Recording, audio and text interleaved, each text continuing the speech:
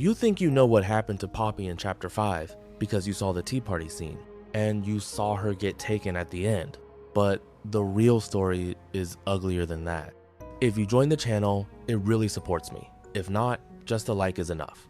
Poppy doesn't just lose. She gets hunted, trapped, punished in front of everyone, and then stolen like she's an object the prototype refuses to let go of. Here's the clean timeline of Poppy's situation in Chapter 5 with no fluff. Before you even meet her again, Poppy is already in trouble. She tries to get away from the prototype after the chaos leading into Chapter 5, and during that escape she ends up falling and getting found by Lily Lovebraids. Lily doesn't help her. Lily captures her and locks her in the basement of her dollhouse in Sweet Street. Lily's whole plan is simple and creepy. Keep Poppy as a guest for a tea party and hand her over to the prototype to earn his approval. That's why when you arrive in Sweet Street and get dragged into Lily's dollhouse, Poppy is not walking beside you like an ally. She's a prisoner. And Kissy Missy becomes a prisoner too because Kissy tries to find Poppy and gets caught as well. So Poppy is already trapped before the big ending even starts. When you finally reach the basement cell, you see Poppy in a rough state. She's clearly been through something and she's not okay. But the bigger problem is what's coming next. Lily keeps talking about a special guest, and that guest is the prototype. And when the prototype arrives, the situation gets brutal fast.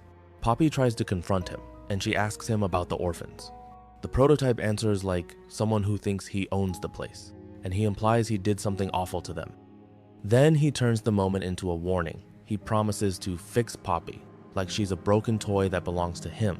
And then he proves what his version of fixing means. He attacks Poppy's face and leaves her badly disfigured. It's not a quick hit that you forget. It's a punishment meant to scare her and remind her who has power. Even Lily gets shut down in that moment because the prototype is not there to play tea party. He's there to claim what he wants.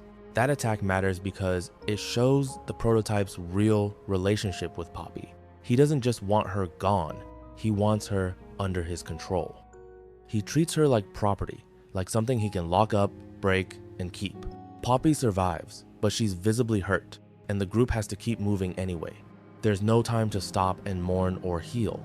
That's part of the cruelty of Chapter 5. Kissy breaks free and attacks the prototype in rage, and that creates the opening you need to escape Lily's dollhouse. After the chaos, you reunite with Poppy again later, but she's still injured. She's alive, but she's shaken, and her body shows the damage. Chapter 5 makes sure you feel it.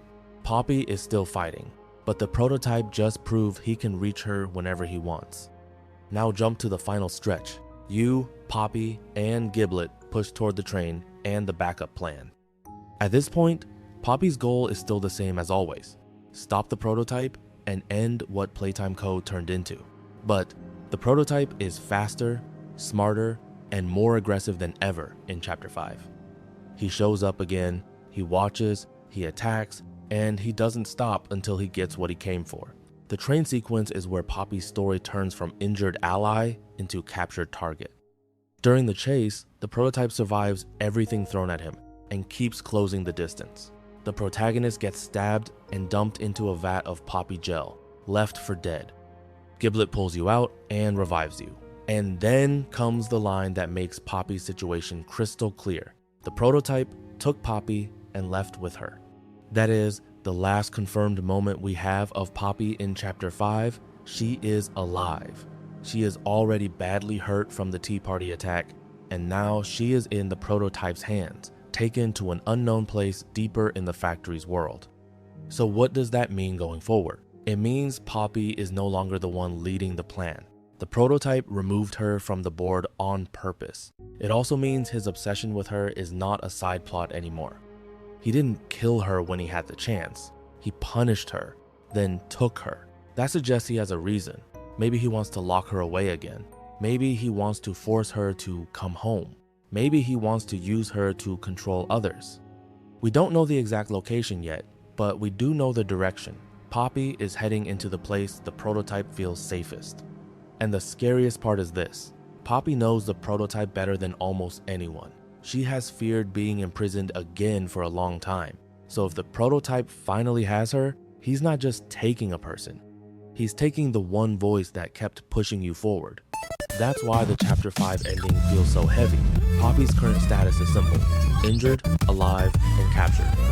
The rest, where she is, what the prototype is doing with her, and whether she can fight back from inside his home, is exactly the question Chapter 6 is going to answer.